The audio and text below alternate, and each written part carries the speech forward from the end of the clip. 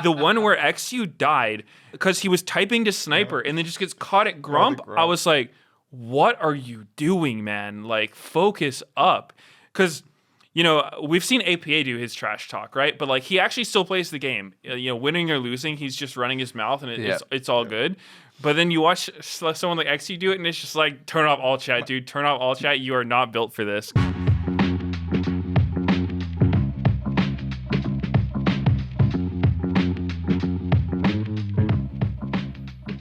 Hello and welcome back to The Dive, driven by Kia Season 9, Episode number 2. The LTA is here, and it's here to stay. How did you guys feel about day number 1? I was a little bit nervous. I was very attached to the LCS branding, but I'm in there with the LTA now.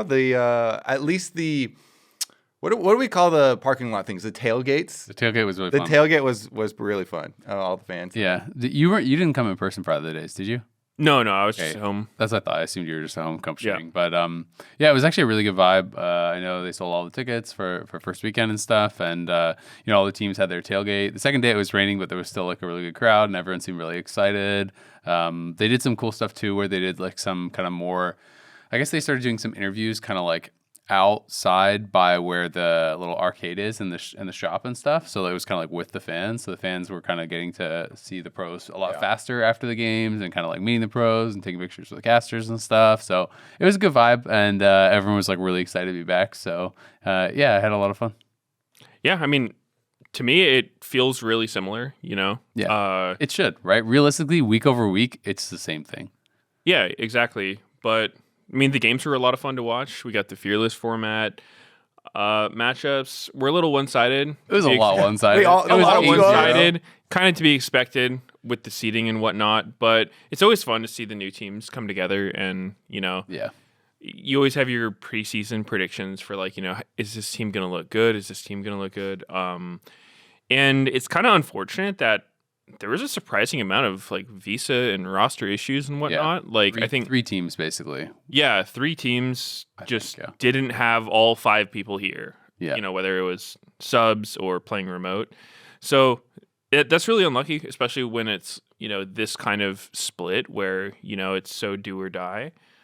But, it is what it is. And it sucks for them. Yeah, it does suck for them, especially like, Lions like playing remote from Mexico City and stuff. That's definitely going to give you some more hurdles to get over. But also, our format is, because of the seeding, week 1 should not really be a surprise. Higher seeded teams versus lower seeded teams. I had a feeling Lion was the higher seeded team. They got upset. That's true. Honestly, that's true. That's wild, actually. Higher seeded team. That is wild. It was a monster upset right there. Yep, actually, that was our one big upset. You're right. Yeah, Cloud9 able to overcome.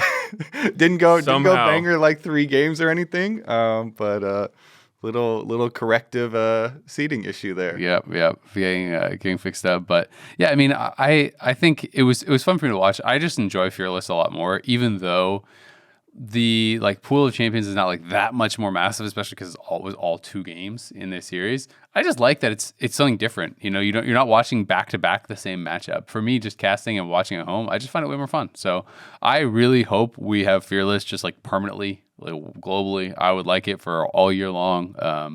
I think it's just a better way to do it, right? Like, there's so many good champions.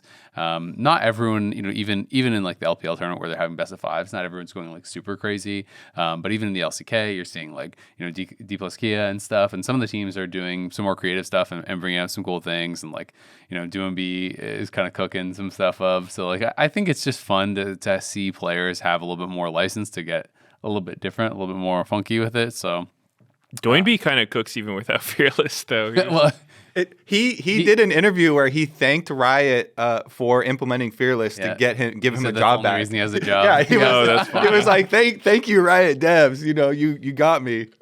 I'm a huge fan of Fearless too. It does make me wonder though. Is like, I think Fearless is absolutely a step in the right direction from just the standard draft, but it does make me wonder. Could it be even better? Because to some extent, especially in a best of 3, we're still seeing mostly the same champions, right? It's just like an extended ban list. So I feel like it kind of opens the door for more potential formats. I don't necessarily have a solution. I don't know what the best way to do it is, but I think anything that forces people to kind of like show their flexibility, because I think League as a game in general is just most enjoyed when like the entire roster of champions is involved, right? Yep. It's like even in solo queue when people are one tricks, it's like it's kind of I don't love it. So sorry, no. Except for Volley Bear mains, of course. I personally do love it. Yeah. Especially when they get off rolled and target banned and everything. It's so good. But I think League is best enjoyed with the variety. There's so many champs, and so I think especially as a pro player, I think your flexibility in what you can play. When top lane is just who was the best Cassante player, it's kind of boring. Yeah. So yeah, I absolutely am for anything that makes people have to show off like a more broad skill set. I had a pitch. I don't know if I ever gave you this pitch, but my pitch was you take the top like X%, like banned champions, and you basically just like rotate them out of competitive for 2 weeks. And every 2 weeks that changes. So say it's like top 5 or top whatever. And so my general thought process was like, this was pre-Fearless, but in your idea of like maybe pushing it further, hey, maybe you could combine it because, let me pull it up what the most banned are right now, but it's like obviously Skarner and some of these like must ban champions. The idea would be you take away the requirement of having those must bans, and then you could be able to do a little bit more target banning or, have a little bit more flexibility in the draft so that the bans aren't, in theory, the exact same every time, because like the super S+ tier OPs would just be kind of like banned out. Yeah, I think that would be a solid idea for sure. I think any format you have is going to have like pros and cons. Of course. And I think probably the most pushback you would get for something like that is when people have to practice solo queue. It'd be kind of annoying when you're just constantly playing against champions that you're not going to see in competitive. But you could also say that happens anyway. Like when you're against Shakos and stuff. Yeah. So I don't know. I think anything Vayne like top that could and be Quinn cool. top and stuff every game. Well, Vayne top was kind of a thing for a in minute. competitive a little bit. Yeah. No, you're totally right though. I think that could be cool too. Like I think there's so many options that have been not explored and whatnot. Yeah. So like I said, I don't have the solution for it. But there for sure is a way to make it better. There has definitely. To be. Yeah. It does have to end up being portable to tournament format also though. Yep. So that's one thing. Like if you did something like that was, cyclical and rotating, it might make tournaments really weird. And so then if you had different systems for leagues transitioning into international tournaments, it's also something to think about. But I 100% agree with this idea that modern league has so many champions that we need some evolution in, drafting, because watching the same thing over and over is inherently just going to be less interesting than watching novelty. And so any way that we get that, plus being able to combine it with expressing like, I've always loved like off meta stuff. I think is definitely a win-win. And already, I feel like we're seeing some of the benefits of it. Even though in NA, we have not gone into Fearless basically at all. We are so light on our Fearless, being only 2 games into the series. But I still enjoyed it. Yeah, we're like barely in, and we're already seeing, some fun stuff. So I'm definitely a big fan of it. Yeah, I think the most we've seen, I guess, is some champion pools getting more pinched going into like the 4-5. Especially, I think jungle and AD are usually the roles that get pinched the most in that kind of thing, because there's like a set of meta ones, and all these poor junglers getting forced to play Vi, mind controlled to pick this champion and run it down. So. I follow every competitive jungler stream that I could find. I follow, and so many of them have been spamming Pantheon jungle now too, with Pantheon getting so popular, and then like a Barrel, played at support and stuff. And so like I feel like some of these things are pushed ahead because of the formats, and it encourages people to explore. And it also, I feel like, makes them excited to, play League again. Yeah. This is some of the fun things. Like, if I'm just trying to gain my LP, then I try and just like focus on 1 or 2 champs just to be able to gain and keep things consistent. But when I'm playing like flex queue and stuff, I'm playing like Shen jungle and I'm Sion jungle and all this like, random stuff because it's just more fun. With the game, you're playing the game for so long, you gotta get some creative juices flowing in there. Yeah, and I've always just felt that there isn't S tier for competitive play, but the A tier is not as far behind, I feel like, as people talk about. And if you invest time into it, is really big and sometimes situationally better than the S tier stuff, like, as counter picks and things like that. And people don't invest time into it. So if you invest time into it, then things could easily be elevated up to the S tier. The Pantheon thing? So I was hearing that the Empowered W, like all the hits of it, if you use that as your first attack with Sundered Sky, all the hits crit. Yeah, so and it stacks Conquer super fast. Really? Yeah. I knew the Conquer one and stuff. I didn't know that every individual hit crit because I always thought it was like first attack. So I thought it would be like the first hit of your W crits, but all of them apparently crit, which is partially why it's supposed to be really strong for jungle because you can. Yeah, that seems counterintuitive, but yeah, I guess it's just counted as like first spell, not first hit or whatever. Yeah, that is strong. It's coded as like one. It's like one attack. It's just like a three-part attack or whatever. 3-part visual or whatever to it. It's why the Sundered Sky into Black Cleaver is like the gold standard build. Yep. Because you really abuse most fights. You want to start with at least 3 of your empowered passive thingy-majigs. So you can charge up to get a W, or go in with a fully stacked one, so you can use it for empowered W to get the stun, and then Q and E to get out. But it's really fun. I started playing some of it also. The ult, it's definitely one of the ults that I missed in the game. Anytime you get his ult's so fun, especially when you hit somebody with the spear. Yeah. Like the initial part. it actually it's does so a big chunk. Yeah, no, it's so satisfying. So yeah, I think Pantheon is awesome. I feel like in competitive, going Sundered Sky into Cleaver is kind of a bait. I feel like you need Sterix second on any champ like that, or you actually just get one shot.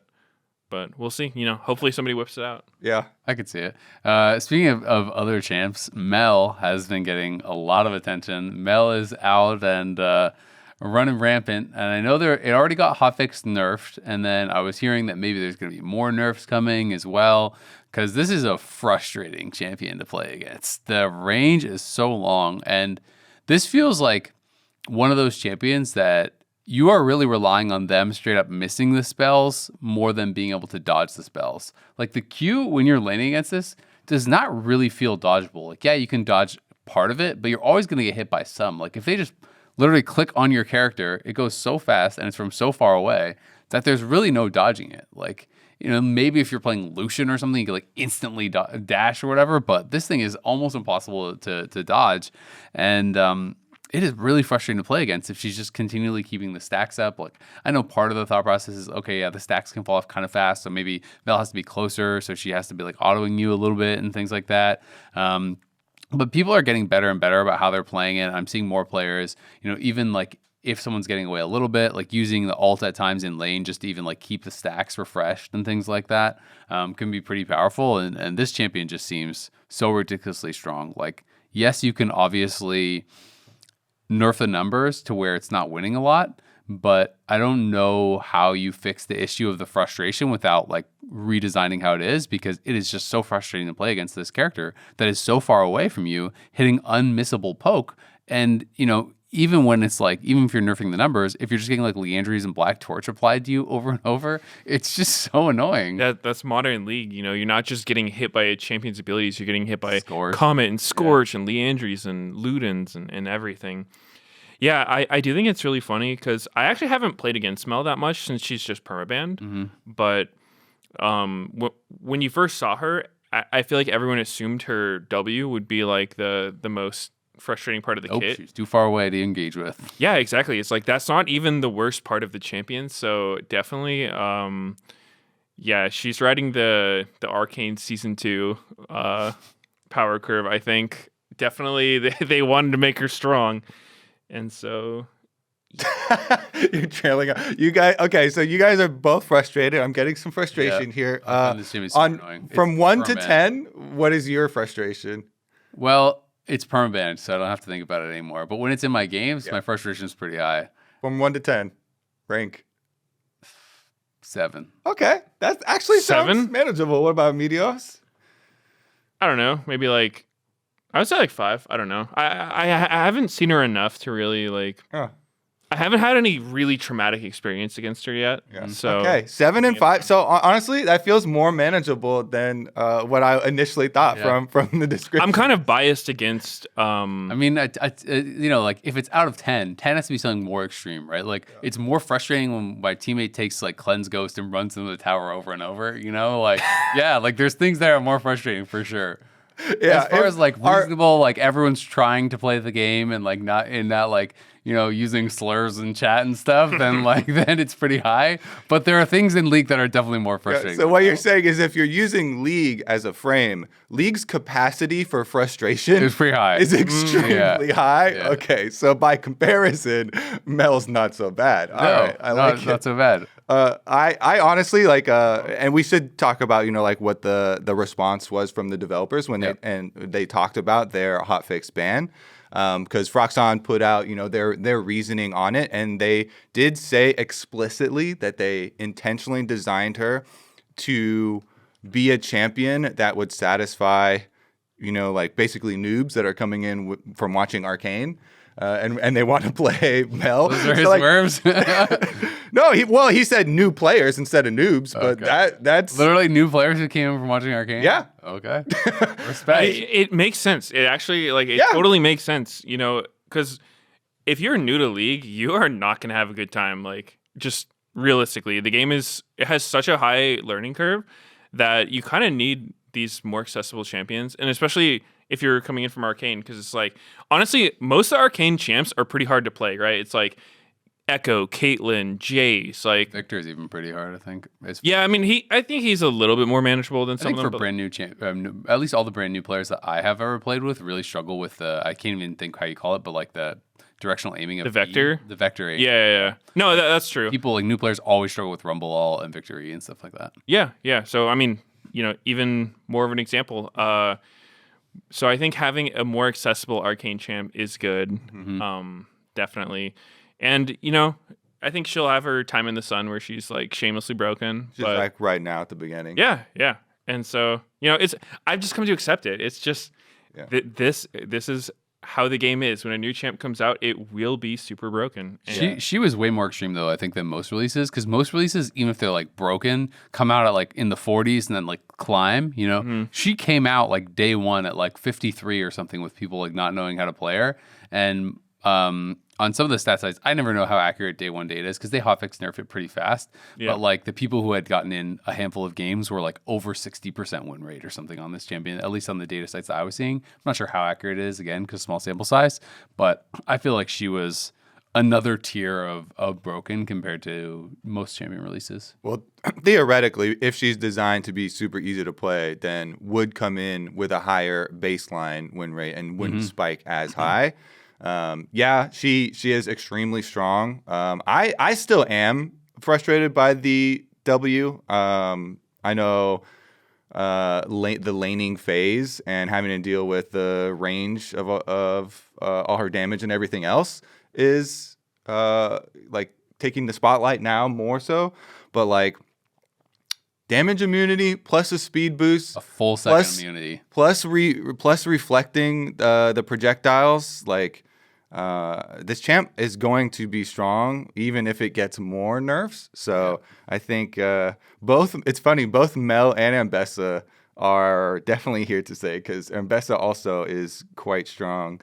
And if you saw Bwipo's tweet about his draft priorities, by the way, which I thought was cool because he, we should talk about his interview, but he gave an interview after their LCS game, you know, flaming the other LCS teams because he really wants to like better the region and create more content, which I truly agree with as far as streaming their scrims. Obviously taking a page out of Cadrill and Los Ratones book, but he also posted, since the teams haven't accepted and haven't streamed Scrim. He was like, fine, like I'll give away information on my own draft priorities for top lane, and he had Ambessa really high up there as a good matchup into Cassante and Jace as well, as far as kind of being some of the top 3 there. And then obviously, pivoting with Jackson and Renekton and stuff as well. But I think this is such a huge topic. And I am definitely pretty strongly on the side of we should, even if there are some small drawbacks that the other teams are concerned about as far as releasing their draft priorities and maybe not being as competitive, I think that we should be doing everything we possibly can to create more content for fans, because like we need to create those strong connections with fans right now. Like we just did a big brand change, and I feel like we're at a lot of risk right now. Yeah. So I'm in full support of, hey, maybe don't stream all your scrims, but like stream at least half, maybe 1 block or something a day. Get back to our old days, our roots of people building personal connections with the players through their streams. I heard the interview and I was like, I'm ready to go to war with you. I don't agree with everything Bwipo says, but I think we should be pushing for more, fan connection stuff like this that would come from like streaming scrims or any other type of content. Yeah. I mean, I would be really excited for it. I hope it happens. That being said, I do have some kind of like opinions on it because, I mean, I think this is kind of a process that every esport, every game goes through, at a time. Like every scene I've ever been in, it starts out and sometimes the top players are really hesitant to play the other top players because they don't want to give things away. And they're like, oh, well, I'm going to play Meteos later in this tournament. So like I shouldn't practice against him. So I'll just practice against, lower tier people and hide my stuff from the good people. But then I think at a certain point, like if you want your region to progress and if you want your region to move forward, I know the conclusions that we always came to in WoW was it's like, okay, well, if we believe that we could be the best team anyway, then we should get more from practice than our opponents, and like we should be learning faster and stuff. So you need to play the best opponents to get like your region stronger, right? It's kind of like the steel sharpens steel, exactly. Iron sharpens iron. Exactly, because if you're not, like if all the best teams try to hide from each other because they're worried about playing each other at the end of the tournament and aren't showing your best stuff, or when you are practicing, you're not playing your real comps or playing whatever, you just don't get nearly as much out of the practice, right? Like you could go pound a worse team for a couple hours, but you're not going to learn that much. Like you learn a lot more from losing and being shown the holes in your game. So I think that's part of it. Where Bwipo is saying, hey, like we need to like be more open, right? Like talk about draft priorities, talk about, like the things that, that sharing of information, people hold it all close to the chest. But in a lot of ways, I think, sometimes you'll talk to people and people are like, I have the secret pick, right? It's Pantheon Jungle. And then you talk to the next jungler and like, I have the secret pick, don't tell anyone, but Pantheon Jungle, and it's like all the teams are often having very similar takes. But if you start sharing that information and discussing, maybe you can kind of like move things faster forward for the region. So I do believe that's true.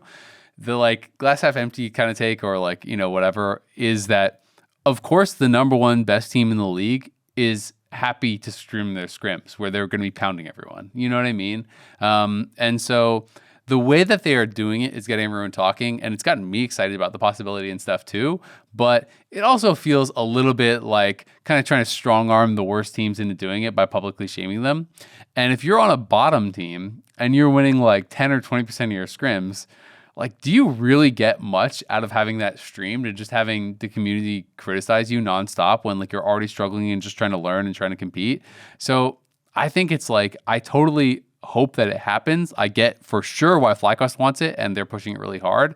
But also, I fully understand why a bottom team wouldn't necessarily find this to be helpful, right? Like if your team's just getting shit on and then you're going on Reddit and you're reading about like, oh, like, goddamn Meteos is running down scrims every game. Like, why don't they get rid of him? Or like, oh my God, did you see how Azale's playing every single scrim? He's just getting gapped top lane. Like they need to get rid of this guy. Then and the team's already losing almost all your scrims. Then I feel like you're kind of like starting the fighting infighting. Yeah. I to that point, I actually, so, I've been on all kinds of different teams in LCS. I've been on really dominant teams. I've been on really dog shit teams. And even if I was on a low tier team, I would totally opt in for this. Because here's one thing that happens in like, the scrim meta is, like you were saying, good teams want to scrim other good teams. And so usually you end up with 2 different brackets of scrims. It's like, if you're FlyQuest, you can scrim whoever you want, right? So you're going to pick the best opponents. Like, why do you want to scrim against this team that just has no idea what they're doing? It's going to be a waste of time.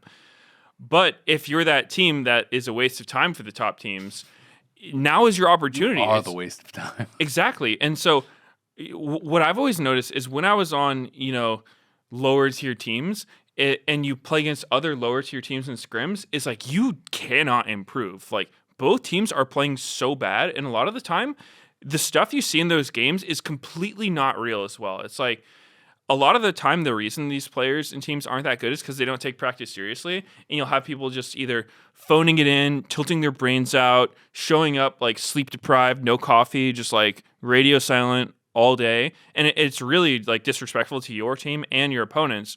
So I feel like this kind of fixes it in both ways, because say you are the last place team, and now Bwipo's throwing down the gauntlet saying, okay, we want to stream our scrims. I would say, yes, let's take that. Let's stream our scrims against them, because A, it'll be, good publicity for your 8th place team or whatever. B, it'll make your team take it seriously, because I think the number one thing that I got into arguments with my teammates on is, just taking the game seriously. Because I don't care if one of my teammates is like trying their hardest and just like running it down. Like, that's fine. But when someone shows up and they're just like not putting in effort, it's a waste of my time. It's a waste of the other team's time. They're not going to want to play us anymore. And then you don't get good practice, and then it's just a downward spiral. So, it forces them to take it seriously. And if they're not going to take it seriously, they're going to get exposed for it. And you won't have these players that have like, really crazy good Reddit reputations, because people don't see what goes on behind the scenes. And it's like, oh, this guy's actually a nightmare teammate. Like, he's just not trying in practice ever. So I think it's a win-win for everyone. If I was a lower tier team, I would 100% jump on that. And yeah, it's a win-win for everyone except the people who you're saying would be exposed and stuff, right? Good, then they don't deserve to win. No, I mean, I agree with you. Win for society. I'm fully aligned with that, because I was always of the same opinion. Like, I don't want to go to a tournament unless I think I can win. I don't want to bother trying unless we're all going to put it our all, right? Like, I fully agree with that. But also, if you have to convince everyone, it's going to be hard to convince everyone, because not everyone's going to want to try. Not everyone's going to want to be judged. Not everyone's going to want to have those things. I hope that we get there. Wrong career path, bro. Like, that's what you signed up for. I'll try and convince some of the people, because some of the lower tier people that are going to get smashed, like you're saying, might have the most to lose. But this might be hard to hear. But like, if we take last year's Immortals, for example, is it really that much worse to also be getting flamed for scrims than getting flamed that exact way? Maybe not even worse for your stage games. Like, it's not like Immortals was actually good in the scrims, so they were maybe not exactly. Like, so, and there's lots of times where if you see an upset, that's why the lower tier teams also like best of ones, you know, because if you get your upset in your best of one, people see the one time you do take down FlyQuest or you do take down Team Liquid. Let's be honest, this is also not just purely about competitive play and trying to be the best team. It's about brand building and interest. It's an entertainment business. And so you get that opportunity. Maybe you also say something funny with your stream while it happens. And then all of a sudden, your clip goes viral where, like, you just absolutely destroy Bwipo and Inspired, who are, like, the huge, they're the big streamers right now with all the, clout, and they're the ones, talking big. Yeah. And then your clip goes viral, and all of a sudden, like, you were getting memed on because you're 8th place Immortals every single time. And then all of a sudden, everyone loves you because they get to meme along with you. Yeah. And so I think that it should at least get tried, because also we can mitigate some of these things by someone will try it. I guarantee someone will try it. Just stream half of your scrims. You don't have to stream all of them if you want. If you still want to hide stuff, which I honestly think people should have some secret strat still. Okay, we'll have secret scrim block, or we'll have one partner that we really trust to be able to do that with, and we'll do some showcased for streaming for online, because it really, really does help. One of the biggest things with content is consistency. all really big content creators always stress this and talk about this. And so if we can be putting out more content during the week when LTA is not on, then it also helps us build up for the LTA broadcast and the LTA weekend. So I just think that it is better, even if you're worried a little bit about like short-term security, in your long-term security, if you want this league to thrive and you want, to keep your place on your team and you want that team to have a place, then I think you should be, helping build those fan connections also in this way. Yeah. And so I feel like there's so many positives that I really want to try and use all our viewers, use social pressure. I want everyone to be like tweeting at players. He's like, coaches. I believe in the power of peer pressure. Yeah, you too can peer pressure your favorite I think we need to like use our dive power. We need to use our Twitter power. We need to use everything. Try and get this happening because, just we've honestly. got an inside man at Cloud9. Yeah. Well, yeah, I was going to mention, I actually sat down with Reaper the other day, I think like right after their LTA games. Mm-hmm.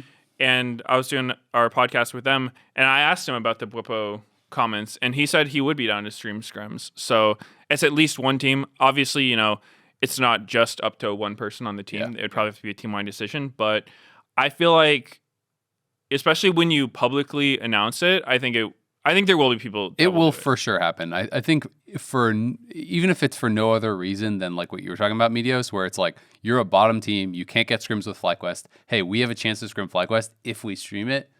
Probably worth, right? Yeah, and but I think also it'll really help certain players because it'll give you a lot more insight into like how they are as players. Because one thing you will never see when you're watching the official broadcast or tournament games is like, for lack of a better word, like how needy a player is, right? Because say there's two mid laners or top laners or whatever, and one of them is like, I can't play unless I have vision all around me. Like, I need 4 people on my team. I'm not talking about one of my teammates. Jungle POV. No, but I like this because but it's like, I cannot play unless I have 2 control wards on both sides of mid. I will not push up. I will not play for priority if there's even a 1% chance of me getting ganked, right? And then you have another player who's like, yeah, I'll just create pressure. If they gank me, whatever, I'll survive it. And if not, my bad. Yeah. And when you have those players that is like, the less needy players, the ones that's like offering resources to their team, they're like, I'll take on the burden, I'll take on the risk, I'll make space for my teammates. Like, it's really hard to see that when you're just watching a game, right? Yeah. And a lot of the times they're the players that look worse versus the player who's like, kind of a diva who's like, I will take 0 risk, I will do what makes me look good. If there's a chance I'm dying here, I'm out. It's the KDA player type. Yeah, exactly. Like, those players are kind of like the bane of my existence. It's like you play to look good, and it's to like all your team's detriment. So 100% put the spotlight on them. Just see what people are actually doing, like hear their comms and whatnot. And I think it's just a win for everyone. I think it'll be really fun, and it's interesting. And credit to Cadril and Los Jones, because I think it's like they kind of put this on the radar, and that team is obviously like a really good blend of like competition, but also content, right? Like, it's not all about winning. It's not all about competition. It's about content and like building those brands. And that's how the LCS really kind of came to be. That's what got me interested in LCS, like watching, old school C9 and watching your guys' streams, and then being like, oh, okay, like I watched Medios and I watched Sneaky and I watched, these guys streaming all week. And now I want to see how they do on stage, right? And I think that would be cool too. And kind of getting some of the hardcore fans, more drawn into that, and seeing at least, hey, even if you're on a really bad team, but someone's like at least doing well in scrims and stuff, then maybe that builds some excitement. I think it's a really cool thing. I hope it happens. I could see why it wouldn't if teams won't agree to it. It's gonna happen, baby. But I think for sure, at least we'll get something. Get out there and pressure. We're counting on all of you. Honestly, like, social pressure that's the modern era, right? People use social pressure for everything now. So why not us? Doesn't always work though. No cat. You're not wrong. Maybe not only Medios unloading some jungle baggage with wanting to expose a lot of people. Maybe me as well. I need to get back on there and expose Travis again.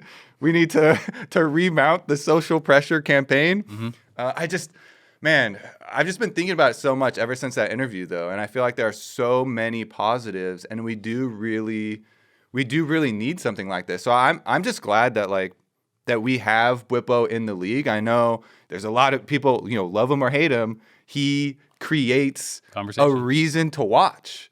And so even players with haters or, even players that get memed on, like Boss is one of the biggest streamers, and everyone just calls him Inter, and it's like a positive thing almost, in a lot of cases. Good death. Exactly. And so you just have to be able to roll with some of the situations. I'm not saying this is going to be an easy transition. This is going to be hard for, people that, like you're saying, are going to get, smashed a whole bunch in a row.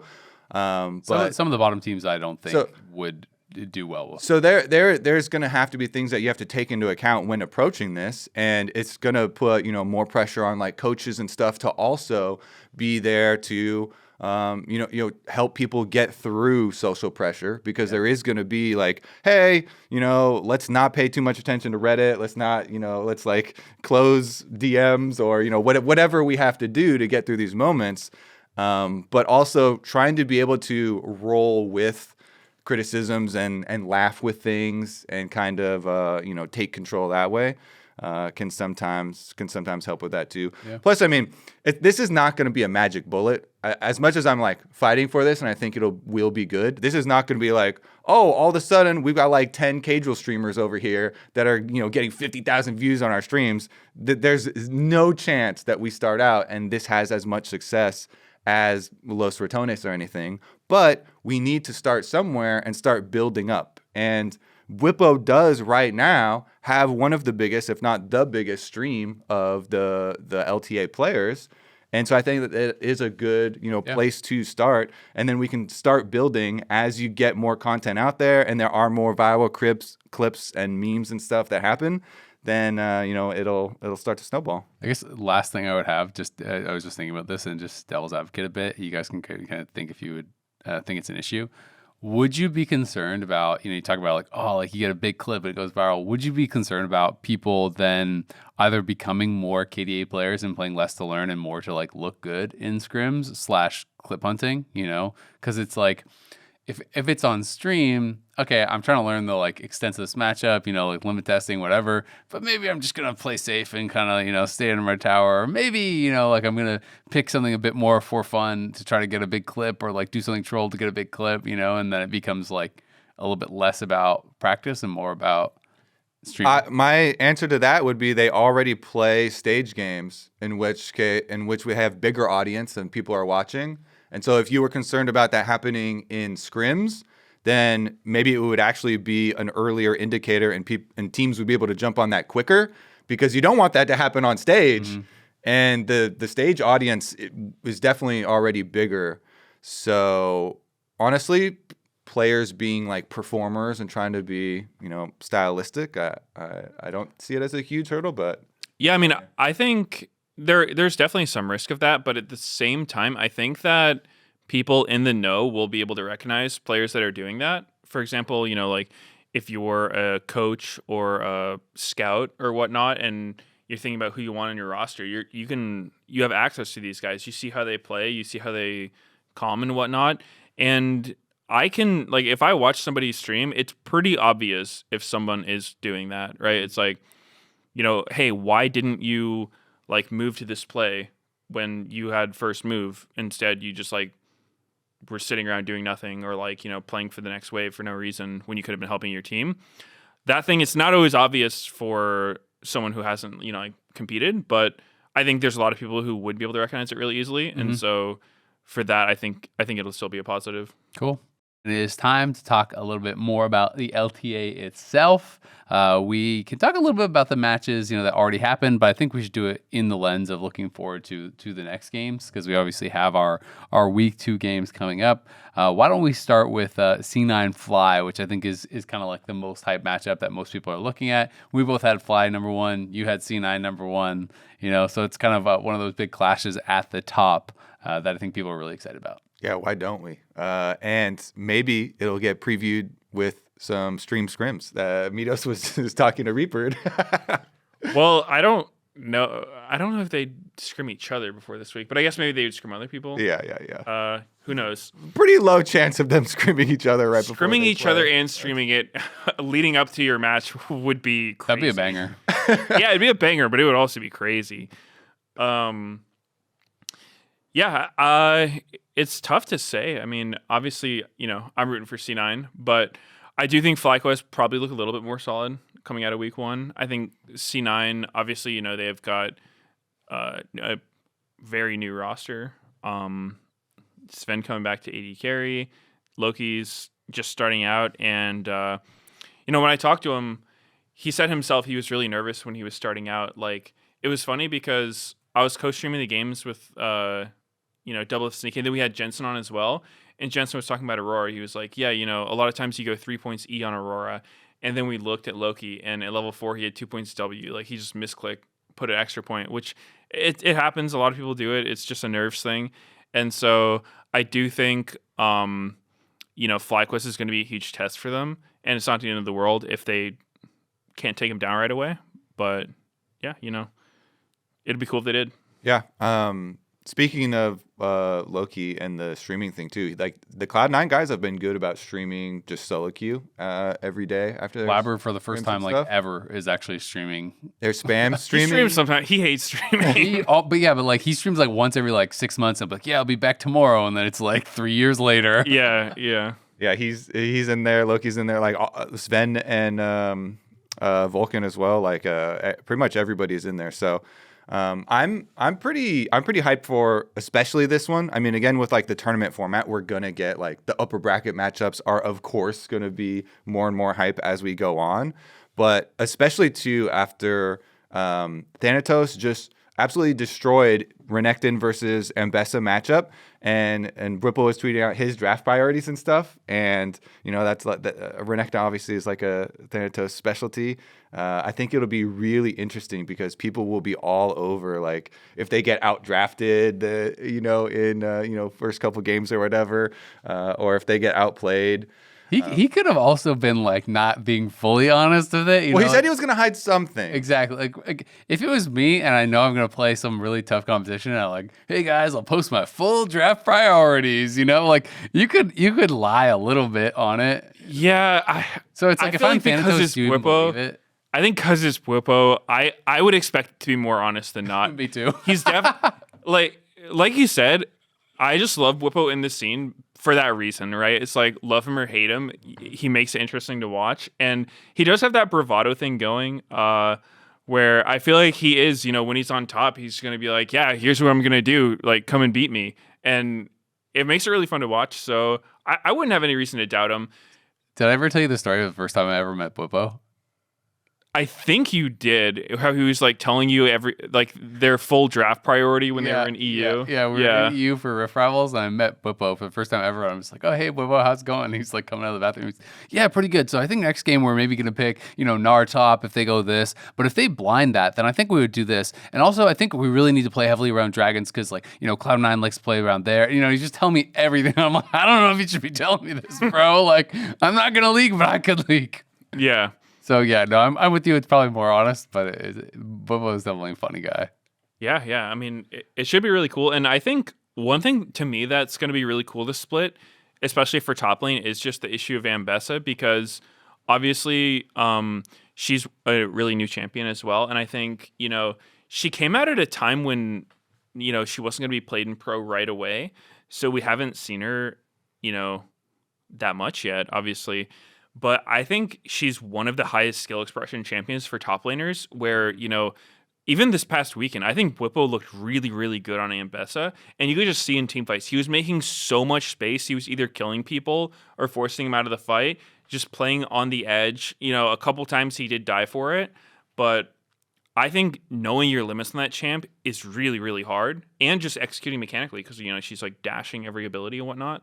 Yeah. And then we saw some other Ambessas who clearly look like they need some work on it, and they were just an actual non-factor. So I think that is going to be a really, really huge thing to watch. We saw some difference in the builds also, especially in solo queue. I'm always way more scared of the Cyclo Sword and lethality versions.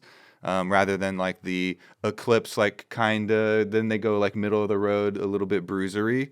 Oftentimes I can see why some people were doing the little bit more like safer, I guess you would look at it, type of build, because pro play generally, you are going to rely more on tankiness. But man, when Bwipo was ripping people apart, like you're talking about with the lethality and damage, it definitely was like, oh, build and play, are all kind of coming together.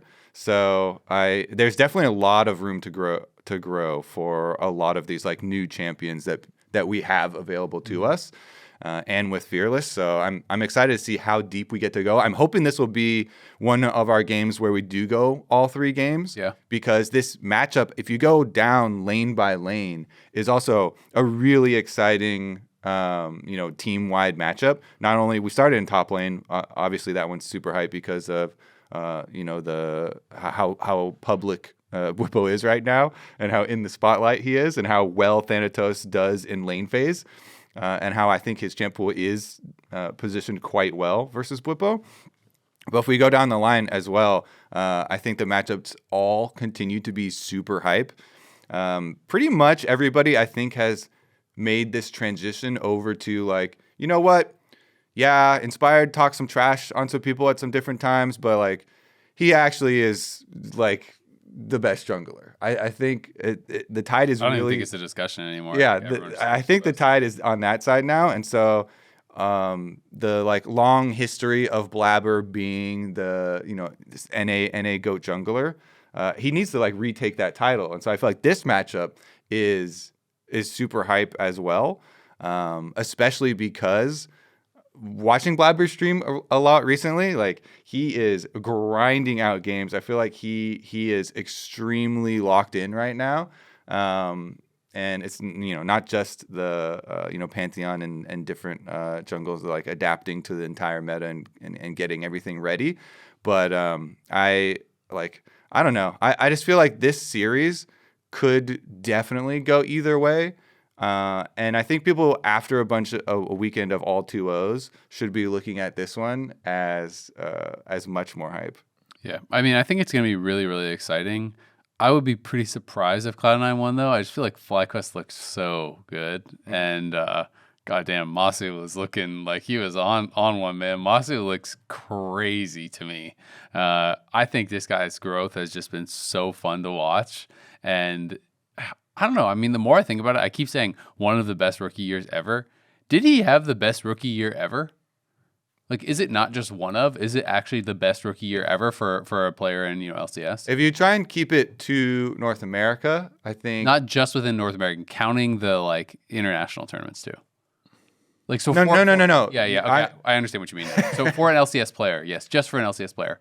Yeah, it's not as good as obviously some of the players who won Worlds in their rookie year. I'm talking about for LCS. Bjergsen's rookie year was really insane. As soon as he came over, Regional dominance, there's people that for sure have him beat, but including how well he performed internationally, that's where I start to kind of wonder. That's where, because at first I was like, nah, for sure, because like Bjergsen first coming into the league, and some of these guys first coming into the league, and it's like, and there's chain solo killing people and just blasting everyone. That definitely wasn't that, but he was good at every international event and really looked like he could go toe to toe with some of the best, and then had some monster performances against Gen G and stuff at Worlds. So I don't know. It's what do you guys think? Oh, I feel like, especially under the lens of international play, it's hard to really argue with that, because I like Fly against Gen G's probably been North America's best ever performance internationally, which is sad because we didn't win.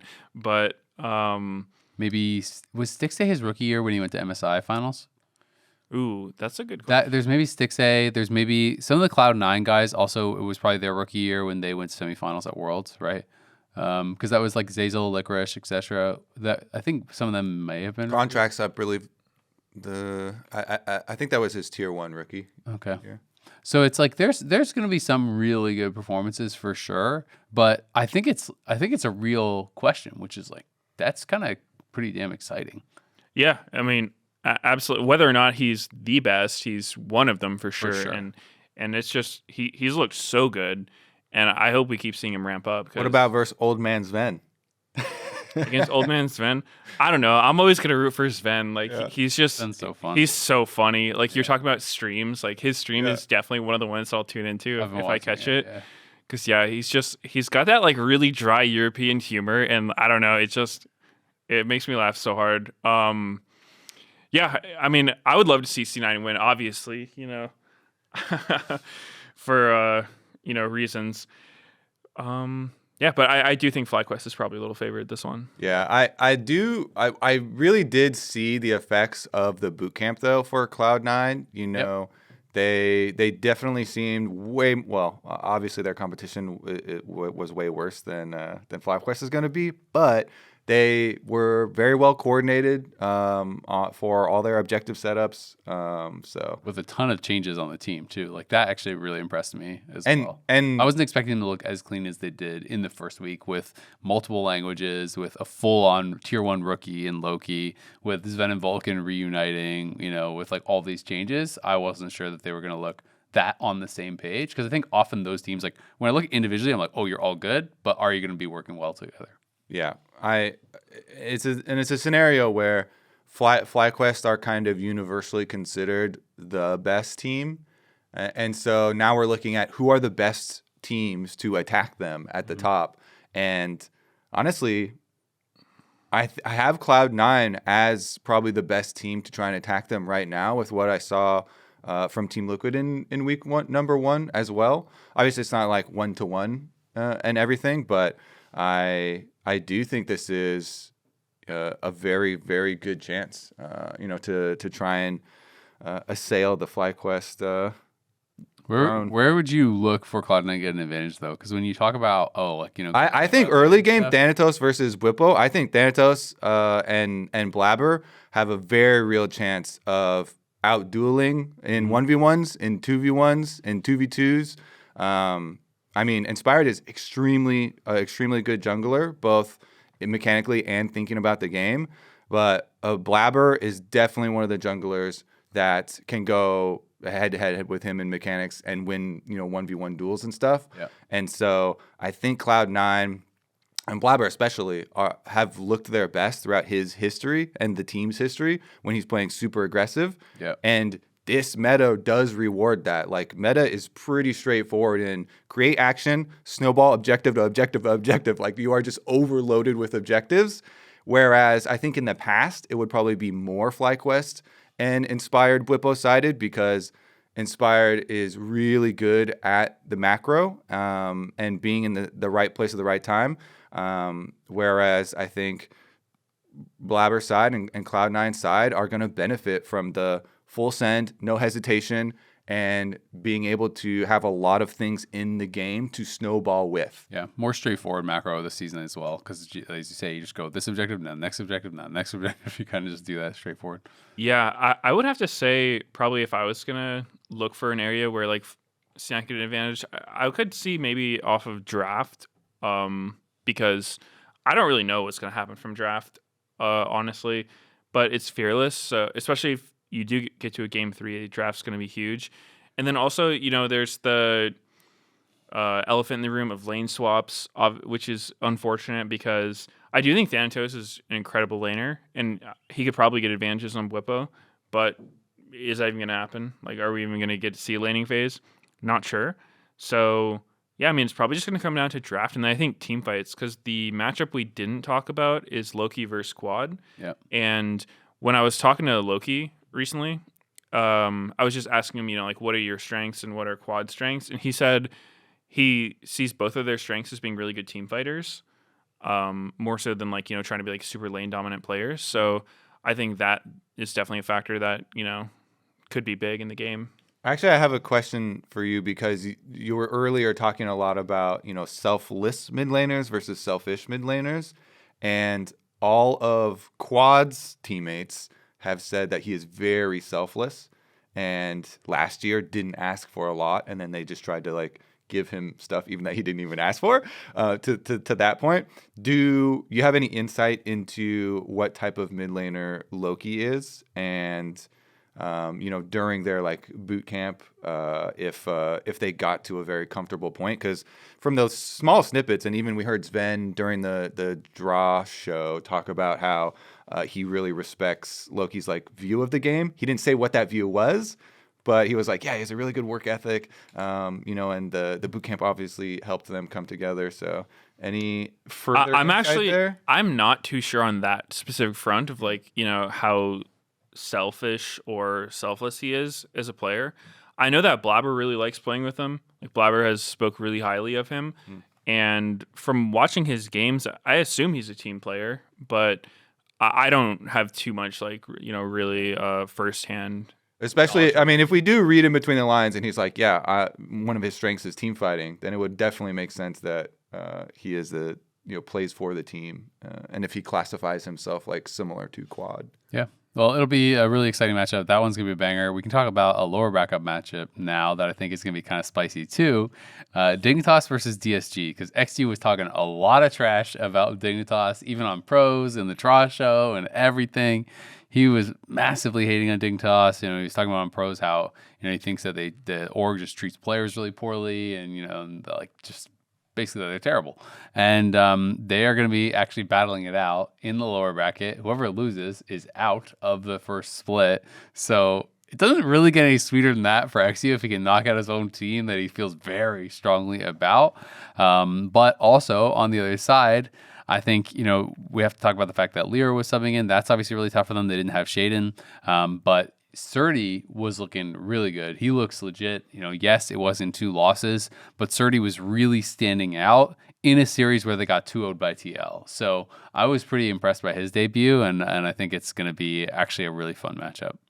Yeah. Do we know are they still playing with Lyra, or is Shaden going to be back? I don't think it's like confirmed one way or the other. I know I had heard from when I talked to their coaches that they were like hopeful that things could get worked out, but they weren't sure on the exact timeline. So whether or not he's going to be ready for week 2 or not, I'm not certain. Okay, because I think if Dignitas is still playing with Lyra, that's going to be really rough. Obviously, he hasn't competed in a really long time, and he's been coaching. And it's not easy to jump back in like that. Even if you're a coach and you're aware of what's going on in the game, when you're actually in there, there's so many different things you have to be focusing on. Mm-hmm. And that can make it hard to even like remember some of the basics and whatnot. So I feel like Lyra being a sub for Dignitas is a huge weak point for them. But at the same time, I don't know. Watching XU this past week was rough. He had his beef with Sniper, and oh my God, they both played so bad in that match against each other. It was so crazy. It was like they're like 2 players in solo queue, who like just had been on a losing team together, and then they're up against each other, and they can only focus on that other person. The one where XU died because he was typing to Sniper and then just gets caught at Grump. I was like, what are you doing, man? Like, focus up. Because, we've seen APA do his trash talk, right? But, like, he actually still plays the game. Winning or losing, he's just running his mouth, and it's all good. But then you watch someone like XU do it, and it's just like, turn off all chat, dude. Turn off all chat. You are not built for this, because holy hell, it was rough to watch. By the end of the game, he was flaming himself to defend Castle. He was like, no, it's jungle diff. I'm just like, stop, man, stop. My favorite part is like the little interviews right before when they're like, oh yeah, it's all just banter. It doesn't really affect us, heading in, it's not gonna, but like you could tell like during the draw show when Sniper was like, and those are like, when you're touching on a topic that's like sensitive, because he was like, you weren't in the league, and then like the Worlds thing and stuff too. Like, there's no way that doesn't, get in your head to some level. And so when we did see the Gromp play is the picture perfect one, because it's like we just zoom in on the all chat, and then you like look back at the main screen, and he's getting picked off right after typing. It was pretty funny. They were both on pros as well, so they actually talked about this a little bit and stuff, and XU was kind of like, Yeah, so like it definitely affected me that I was typing, but I thought I was affecting him more. But I'm probably like, I think he basically was saying, I'm probably not going to be typing anymore. Probably for the best. Like he's like, it was definitely like affecting me too, So it was distracting him, but I thought it was fun. And on pros, they were kind of like, oh yeah, we're friends, we're friends. It's all just kind of like banter and blah blah blah. And they're, but definitely, I felt a little bit of real kind of like heat at the draw show. Definitely. When they were bantering, and it was interesting because Sniper said he only trash talked back because he thought that XU was not making fun of him, but making fun of his team or something. So there seemed to be some sort of misunderstanding there. But either way, it was definitely entertaining. Castle, I will say, did look good. Yeah. I thought he was playing really, really well. So even though it is like Castle's not a huge name, he's a player that a lot of top laners had respect from his time on Immortals, and was saying that he's a really good player to play against in scrims. So I think that'll be an interesting matchup against Surdy. Of course, if there is Lyra in there or not, that is going to make a pretty big difference. But that's the reality. This is, like it is our split one, but it's basically a kickoff tournament, right? Like it is a very fast, event where you have to send someone off to First Stand, which is the first international event this year since we have an extra one. So it's not going to be a full-fledged split, but it's going to put a lot of pressure on both these teams to try to get something done, right away. Because you lose here, you are done. Yeah, I do have to say, though, watching Disguised play, it was not looking good for them on a lot of fronts. Just almost everything, it's kind of like that copy pasta. It's like they played really well, except for their like team fighting. They're leaning their team fighting. Et cetera. It's like there was a couple times where I went and I just looked at their macro, and it was so rough because I don't remember if it was game 1 or game 2, but there was one of the games. They were just routinely getting 5-man by 100 Thieves, but then not punishing them for it whatsoever. And when I see that, I'm just like, what is going on? Like, how is 100 Thieves able to 5-man somebody and lose nothing around the map? And then you go and you look at this guy's macro, and it's like they were just recalling for fun. Like they were actually just taking the worst recalls I've ever seen. And to me, that's just like a lack of macro understanding, right? Like one of the fundamentals of the game is pressure the map at the same time. That way, if the other team decides to 5-man somebody, they're going to lose so many waves. They're going to lose turrets. They're going to lose map control for it. But it just wasn't happening because they were like recalling off tempo and never even having tempo. I mean, like they were never pressuring together at the same time to be able to punish anything. So that was really concerning for me. Obviously, they're a new team, so they get like a little bit of slack in that department, but they've got some work to do. Yeah, I mean, I guess it's kind of sad, but like the peak was the level 1 where they defensive warded for the lane swap wards, and then they go in and like they get the first blood, catching them and chasing them out of the jungle. And then for the beginning of that game, it was like, oh, they've got some hope, but it fell apart really quickly. Honestly, yeah, like the lower bracket is going to be stressful in another way. I mean, I'm actually looking forward to teams getting eliminated because it puts so much more pressure on a best of 3 still. Like it's like it's like we were saying at the very beginning of this tournament and this format. If you lose 2 best of 3s, you're on a giant break. You got like 5 weeks off if you lose this week. And so it's only week 2 of LTA, but there is massive, massive pressure and massive stakes that go along with this. So like you're saying, oh yeah, they're a new team, but like most of the teams right now are new teams, except for FlyQuest and Team Looking, brought back their whole rosters, and then like Cloud9 did their long boot camp. So like the upper tiers are the teams that are like, okay, they're they definitely don't have that as an excuse. Most, if not all, of the bottom ones are in that scenario, and they're faced with a deadline, which is this weekend.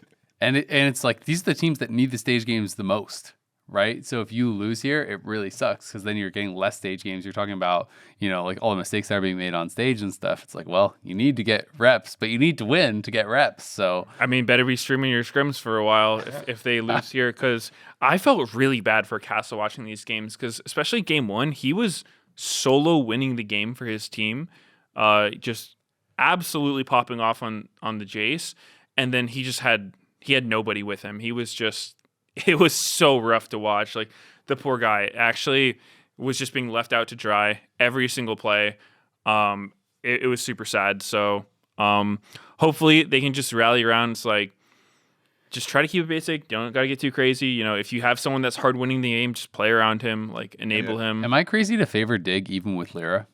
Because I think I do. No, I don't think so. I think I do too. I still think I favor Dig even with Lyra. I feel like they were more competitive against TL. Yeah, one of the big things too. I remember from casting it, like me and Flowers are kind of joking about the box of donuts and the zeros for Scary Jerry.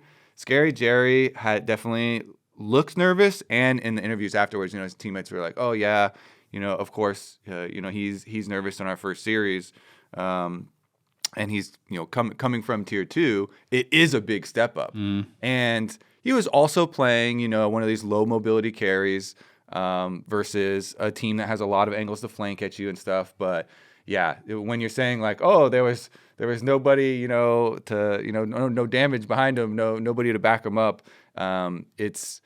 you have to immediately gain a whole bunch of confidence in your play right now for this series. Like after getting 2-0. Really, really quickly after getting 2-0'd, it certainly puts you in the pressure cooker. So that's another one where I was like, yeah, I might be favoring Dignitas in this one as well. Yeah, I think I definitely am. Surdy looked really good. I feel like Kaney is going to be pretty underrated for like where his actual skill level is. I think he's a pretty solid mid laner. So I'm pretty excited. I think this could be a pretty competitive one, but I secretly just want to see more of Surdy and see how good this guy is too, because I was actually really impressed with his first week. Okay, top lane feature matchup. Top lane feature matchup. Just look at that one, easy peasy. Yep. All right, let's bounce back up to the upper bracket where we're gonna have TL versus 100 Thieves. I've got to say, I was pretty high on TL. When I talked to all the coaches and stuff, as I had mentioned, pretty much no one was saying anything negative about FlyQuest, but there were a few coaches, a few teams that were like, TL's not that good, actually. Like, they're pretty beatable. We can take them down, all this sort of stuff. And I was kind of like, it just kind of sounds like bravado to me. I don't really believe it. Then I watched TL. I thought UMT had a brutal series. Like, for like, when I think to last year, I mean, it's never one player's fault, win or lose a game or a series. But like when I think to last year, a lot of the big moments, the like almosts, where they, they're 1-2 a couple times against T1 and things like this. A lot of it was like some fall flat on his face type moments. And I think about the finals in summer, Inspired ultra gapped him on like every side of matchups and stuff. And I feel like UMT really needs to be playing at that top level if I'm looking at this team, not just to beat 100 Thieves, but if I'm looking at this team to challenge and beat FlyQuest. Inspired's the best. He's the standard right now. He's the gold standard for jungler. UMT has to be playing at a really high level. And I just felt like he was not at all. Like, yes, he had some good plays, but he had so many of those kind of like fall flat on your face type moments. I thought some of his Wukong engages were really bad. Some of his target selection was really bad. Even his Wukong mechanics, like he wasn't even getting like the EQ, like animation cancel. Because you can R during your Q animation, it still goes off and stuff. Like his mechanics, even on the Wukong, didn't look that clean to me. And then he goes into the Vi game. He goes bot. He tries to Q in on Lyra, misses the Q. Then late flash on the Zenith Blade, gets caught by it. It follows him, gets first blooded. Like, these were a lot of mistakes for a team that like I know can be like incredibly good. And I think, it sucks to just be talking about one player, but I feel like his mistakes really stood out amongst the team. The only kind of like really big oopsie moment, which was kind of like, I don't know, a bit of their like for fun dive in game 1 when they got Otacon and then just like all killed themselves in the base for absolutely nothing. I think they killed 0 people. They like dove the towers and stuff. But like besides that, I do think TL looked strong, and I have a lot of confidence in their players. But this one, that first series, it is just one best of 3. But that made me nervous for UMT, and that makes me nervous for how could they do against an eventual matchup against FlyQuest. Yeah, I think the TL's mid game is always what people are looking at as some of the areas where those mistakes start to happen. Especially, it's like, once you start to get long lanes, when towers have dropped, and once these more important objectives have come up, some of the individual plays, but also it looks like some of the timings on their resets and then lane assignments seem slow to get there as well. And with the meta right now, that's what it's all about. It's so much about your reset timings to be there for the 5-on-5 and to ensure that you're going to have a good setup for it. Mm-hmm. Then, of course, execution and some mechanics within. But I think that's what people, last year were looking at a bit with the team as well, and then definitely seems like it might be something this year as well. I have to say though, 100 Thieves, that they're not necessarily known for like the most controlled mid games or late games either. So that's why I said it makes me nervous against them for like FlyQuest. For challenging for the championship. Exactly. Yeah. Because it's just like, but even if you just look at only junglers, look at the upper bracket junglers. It's like, it's some beasts, right? We have Blabber, Inspired, and River, who are all super, super good. And then I do think is like a significant step down, to be honest, just based on his play from the first week. Yeah, I will say that, he was on Vi and Wukong, which are not really champs he's known for. He's more like the Sejuani Maokai guy. So I definitely think, he might not be as comfortable on them. And depending on drafts, I'm not convinced about Vi. Like, this champ just always seems like a turbo bait to me. There's like, I think there's certain players that can make it work, but I don't think it's a champion that everybody should be playing. So I kind of give people a pass when they feed on Vi, because it's like the supports on Nautilus. It's like, yeah, sometimes you're just going to run it down. Like, it's just how the champion functions. So I think obviously like the first blood to Lyra was pretty embarrassing, but it happens. I still would favor TL. I think that they looked pretty good outside of, some of Umpty's mistakes. Like, I thought APA looked really good. Mm-hmm. I thought their bot lane looked really good. Impact, solid as always. So I would be pretty shocked if they lost 100 Thieves. Me too. But it's not impossible. Like, I think FBI looks super good as well.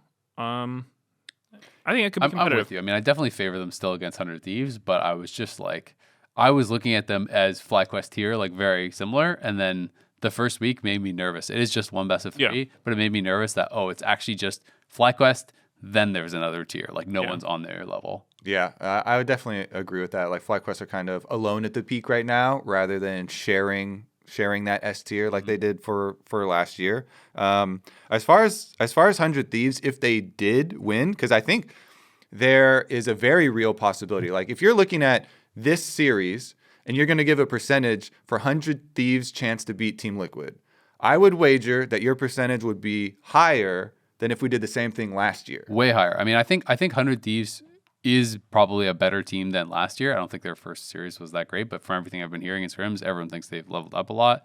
And everyone is saying Team Liquid's weakness is team fighting, and this season is all about team fighting. And I think that FBI does go under the radar a lot, because he does have a pretty like safe style and does focus a lot on team fights and on safe positioning. But like he was deathless. Like, that's what I want my AD carry to do. I want my crazy solo laners being the ones in there like head first and pulling off these plays. And I feel like 100 Thieves, I am once again like getting caught up in the like excitement and hype of like, it feels like such a aggressive young group that is going to play very aggressively off the back of like River and Quid. And then now it feels like they have finally gotten a stable marksman, because that was something that really plagued them for most of last year. That was kind of a roller coaster.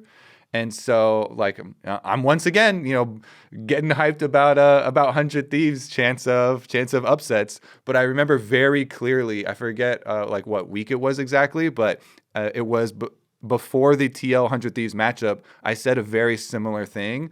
And Jake or Spawn got immediately into my DMs. He was like, "You're underestimating us again. What are you talking about? We're gonna clap them, blah blah blah." And then they beat him, and he was like, "See, blah blah blah blah." And I was like, "Man, I'm trying to hype up this team again." And once again, I do like I'm buying back into the roller coaster. Though I think that it is actually like more legitimate this time around than during last year. Yeah, I mean, I think it's gonna be an exciting matchup. It sounds like we're all probably TL favored, but I mean, I could definitely see a world in which 100 Thieves could win. I wouldn't bet on them to win, but I could definitely see it, especially because it is just the best of 3. I wouldn't bet on them to win, and I wouldn't tell Spawn that. Nope. I think they're Don't tell Spawn. Let's keep it between us. If MT's making some oopsies, if River's popping off, who knows? Okay, let's go down to our last matchup. This one is a lower bracket one, elimination match. Shopify versus Lyon. Lyon, I mean, they had some bright moments for sure. You sound so timid, and I was wondering how you're going to intro this particular matchup, because I think this matchup is the roughest one. Yeah. This series, I think is gonna be rough. I still thought like there were some good moments from like Saint and Henna and stuff. Yeah, Henna actually played really well. I thought like really that well, yeah. that game 2, his Varus was actually kind of 1v9ing the game, especially his poke Varus. It's not something you say very often. Like, how often do you see a poke Varus in a losing game actually look like he's doing something? Like I remember one specific team fight where like he pretty much just soloed Loki like the entire fight. He hit him with like 3 empowered Qs and a W, and then like I think he like flash predicted where he was standing in the bush and took him out. So like I was really impressed by Henna actually. Like I think Lions playing remote is a huge downside for this team. Like that really sucks. But you know, you can just put them on, you know, maybe lower mechanics champions because you have that like the ping problem. Yeah. I don't know. I think they've got enough carry power to actually take it. I'm more concerned. The reason I was so concerned is because I don't think it's easy to quickly look more coordinated as a team. And it was like they would go to most objectives on both sides.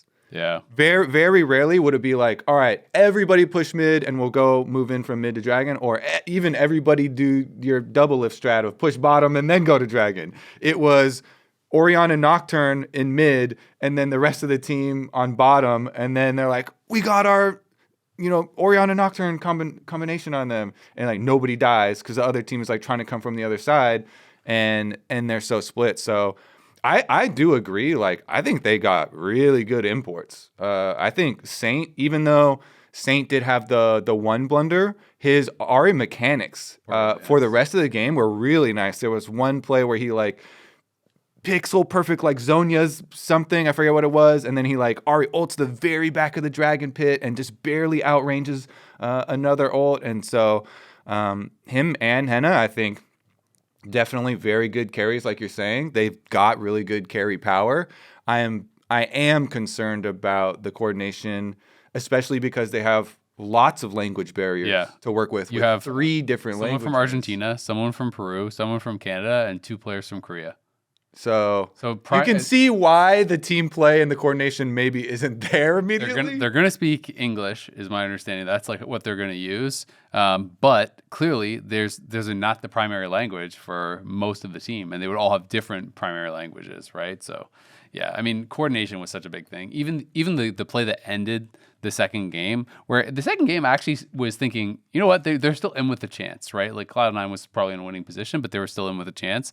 Henna was having a really good game on the Varus, and the Ahri was in a pretty good spot. And then there was this one dive from Audi when he was playing the Vi, and he tried to get a catch onto Sven, and they tried to do like the Vi Ahri combo, but he like Q flash, I think, ulted Sven or something. Like he was like 3 screens away from his team, and I think Sven flashed back as the ult was coming, so he's under his tier 1 tower in mid, and then it's like Saint is having to use 2 or 3 of the Ahri ult charges to even get him range to cast a spell, and then he gets CC'd under the tower and dies, and the game ends, right? So definitely coordination. I agree, Kobe. That's a hard thing to fix. If you guys aren't on the same page, especially if it is like a language barrier or a confusion thing, like in the heat of the moment. I know a lot of these teams, you know, where they do have a lot of languages, obviously they're going to try to keep things very simple. They're going to try to keep things, you know, like simple words, lots of pings, all this sort of stuff, which does really help. But in the heat of the moment, we've all listened to comms and stuff from teams in the heat of the moment. It can sometimes become a lot of yelling. And that's where I think when, you know, English is a second language or maybe even a third language or whatever, that can get really, really confusing, I think. Yeah, and I mean, Audi had a pretty rough debut here in LTA, and I think the communication is probably a big part of it because, you know, he was playing Nocturne Vi, 2 of those champs who do just kind of like press R and send it. And I have to imagine in those situations like you were talking about, you want simple communication. And when you play those, you're kind of the go button for your team. And so a lot of the times, if you're not super comfortable or everyone's on the same page, your engages will be like not even necessarily what he thinks is a good engage, but like he thinks his teammates want him to go there. And I mean, like game one, every Nocturnal was bad. He was like alting Braum half the time, which is generally not the premier assassination target. So yeah, it was pretty rough. I think this team has potential though. Like they have good players on the team. I think that, you know, the language barrier and the like distance, like not having their full roster in person. But if you're looking towards the end of the year, I could see them getting a lot better. Yeah. To talk about the other side though, also like it's kind of mirrored in like their support. Like they don't have their intended support with Seos also having visa issues, and so it's kind of like, oh, we're matching up two of the like teams that have to deal with so many of these issues. And luckily for Shopify, like the language ones aren't as extreme for their lineup because they got in Zazel, and Zazel has worked with these players on their team before, and you have like the pairing of Contracts and Palafox, who you would think have like you know, that built-in synergy, but then also just inherently they're kind of like risky players and like high variance players, and so you get a Shopify that is gonna be high variance also. And I mean, after the game, Bwipo was just absolutely trashing them, ripping them apart. So I want to see how they respond to you know, after that one, because it's kind of like, you know, you do have someone in the spotlight, and I think it was good to like create a lot of content and have you know, and bring up a lot of the topics that Bwipo was talking about. But like Shopify were the ones, your first like punching bags that like took a lot of that heat. So yeah, sometimes it's hard to. It's always hard. Yeah, it's gonna feel bad, right? Like and like you're saying, they played against FlyQuest, so it's like, yeah, they got absolutely blasted. They did not look good. But how much of that is because you're not a good team, and how much of that is because you played the team that we all said is kind of in it? Well, maybe not you, but the rest of us said is in a tier of its own at the top, right? Like, because FlyQuest looks to me, it's the clear number one team, but this was like 56 minutes of total gameplay, like not close at any point. The only thing they had going for them in either game was they killed Bwipo in the side lane a number of times, but like every team fight, not close. You know, every objective felt like not close. Contract stole a dragon driving through. There you go. But you know what I mean? It's like overall, it was like super one-sided. I was kind of a little bit disappointed about how that looked. I know, you know, obviously there was that interview and Bwipo was saying, you know, like basically like, what are you guys doing with the off season? Like we showed these are our draft priorities, and you noobs picked all these melee champs into Urgot, Ivor, and Cassio. There was an interview with Palafox afterwards, which I actually watched, and he was saying like he didn't actually agree. He felt like that thematically like their comp was better, that they just like messed up. Because his point of view was that Hui and Varus should basically always be able to like chunk someone out who's walking in, and then the fight should like become kind of like unplayable for the other team. At least, especially like he said, you know, there's no way you should think that, especially on 6 items, that your team could win. Like he felt that they would be able to always get poked as they're walking in and be able to kind of win in that way. So that's obviously like, that's not uncommon, you know, coaches, players, everyone disagrees on like what comps should win or whatever. But definitely I think they kind of struggled in how they were actually playing together. And some of these plays felt kind of like overforced, you know, like where they're trying to really force a dive and trying to play in a way that maybe would have worked better last season. But now the towers are like so deadly. They heat up so fast, and lane swaps and stuff. The top laners are a lot higher level than they would be. So it's just like, didn't feel like they got a lot from the plays that worked. It's like, even when they would kill Bwipo, this was like, you know, you're talking about how Disguised wasn't pressing on the map. FlyQuest was always pushing all lanes on the map, and then they'd send 2 or 3, they'd kill Bwipo, but then they'd lose like a tower or 2 towers, or a tower and Grubs, or a tower and Dragon, or like a tower and all their jungle camps, or whatever. It just always felt like they were getting further and further behind with every play that they tried. And even if it was not a play that got a kill, I clearly remember, even like from the very beginning, Inspired and FlyQuest were just so good at arriving to whatever was the primary objective beforehand, and then it always seemed like, oh, Shopify are like, well, we're on the opposite side of the map.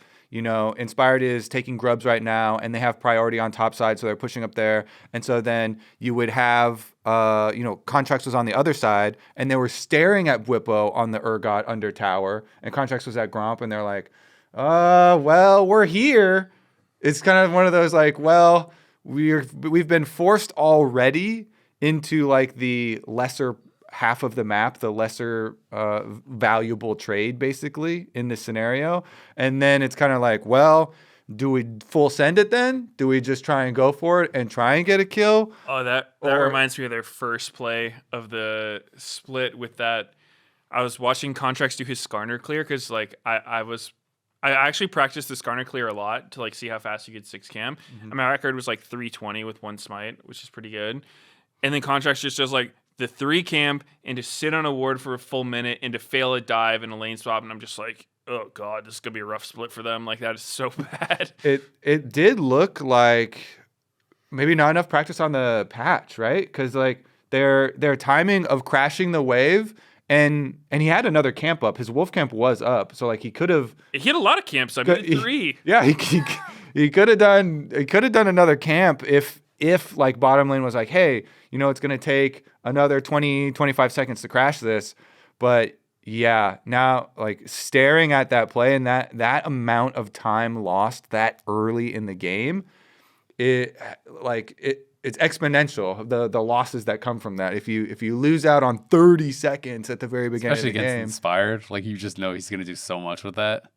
Oh yeah, it was super rough. And whenever you see that, it's like there's a difference between a play that could be good going poorly and a play that's just like you have absolutely no business even attempting this. Like, what are you doing? Yeah. And that one was absolutely in that category. So I don't know. Shopify is a weird team to watch because they've got on paper a roster that could be really good, right? Like almost all of them have won a title. Yeah, exactly. And I don't think any of these players you can make like a strong argument for like this player is bad.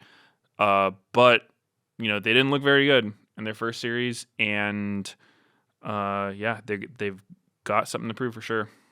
Yeah, I mean, APA was on pros, and they were talking about like, oh, you know, ranking the teams and who's the best team, who's the worst team, all this sort of stuff. And APA was saying he thinks Shopify is the worst team in the league, and the other guys were kind of like, what, you know, like kind of surprised and whatnot. But apparently DSG is actually did well against TL and scrims, but got pounded by everyone else. So he's like, I could see how you could see that, but to us, it doesn't feel that way because they're losing to everyone else, but they did well against TL. But yeah, you know, Shopify was one of those teams that I thought was going to have like a faster start. It really does suck that they don't, you know, have their intended starter as far as the support goes.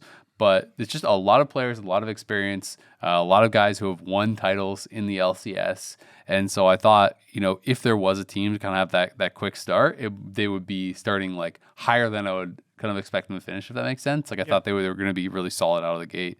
And I know a lot of these guys are really motivated, like Contracts and Palafox after last year really motivated. Fudge, you know, even last year when I was talking to him, when he was telling me, yeah, I should be back in the LCS now, LTA obviously, next year, he was like really, really kind of pumped to be back in the league. Bwipo is someone that a lot of people had a lot of positive things to say. So like I thought that the baseline for this team would be much higher than it looked. We are making a lot of judgments off of one best of 3, but yeah, no, I was very surprised at how rough they looked out the gates. Yeah, I mean, their competition was definitely rough, and that we saw the reason why Fudge looked crestfallen when they drew FlyQuest at the draw show, and they kind of saw that coming. But then when you see it on stage too, it's one of those situations where you're like, ooh, I was expecting them to lose, but not like that. They got run around. They just got run around so hard that it made it, rough. So I think that this week is going to be, you know, the most critical week of practice for both of these teams. But personally, for this series, if we're also doing predictions for this one, I'm going Shopify, despite APA putting them last in the league. Yep, going against APA. But what about you? You're not getting out of this one. I'm gonna say Lions. I think Lyon as well. Yeah. Okay. I think Lyon as well. I mean, Shopify looked really rough to me. At least I felt like there was more clear points of strength for Lyon coming off week 1. I thought that Saint and Henna both looked good. So there's more like just based off week 1. Yeah, I'm betting on you. But again, it's not really fair because Lyon didn't play FlyQuest. So it's tough to make these judgments. But that's why I'm actually way more excited for this week of games than I was for last week of games. Last week of games, I was just excited for it to be back. And it's like, oh, cool, we're back in Pro League and blah, blah. But this week, I think it's actually going to be a lot closer matchups because we have all the winners playing each other, all the losers playing each other, a lot of stakes on the line. We didn't even touch on this, but if you win in the upper bracket, you're going to Brazil. So it's not just that you are out if you lose in the lower bracket, but win and you're in. You're going to be guaranteed top 4, for this first kind of tournament. So they will at least go and compete in that bracket to see who goes to first stand, which is going to be the first international event. So important series for honestly both sides, winners and losers. But that is going to wrap it up for us here on The Dive, driven by Kia. It is good to be back. Remember, if you're watching us on YouTube, hit that subscribe button so you don't miss an episode of The Dive. You can also check us out on Spotify and Apple Podcasts. The LTA returns on Saturday, February 1st, where Shopify takes on Lyon in a spicy elimination match. Make sure to tune in. Thanks for watching, and we will see you guys soon.